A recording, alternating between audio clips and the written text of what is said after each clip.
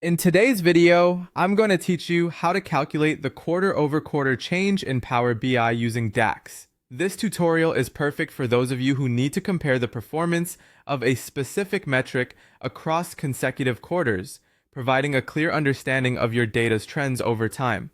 Let's dive right in. First, you'll want to open your Power BI desktop application. It's always a good idea to ensure your data is fully loaded and organized appropriately for the analysis you're about to conduct.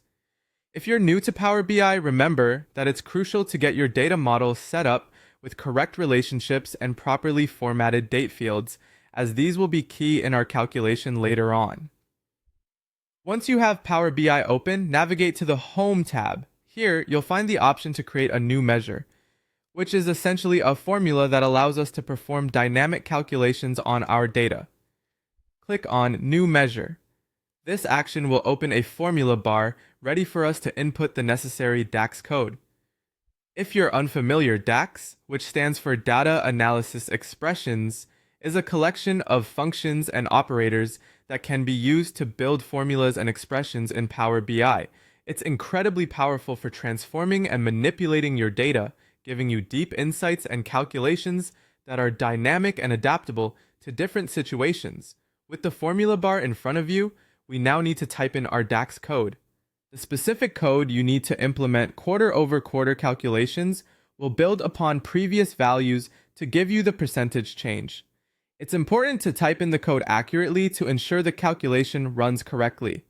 As you type, Power BI provides autocomplete suggestions which can be helpful in avoiding typos and understanding function syntax.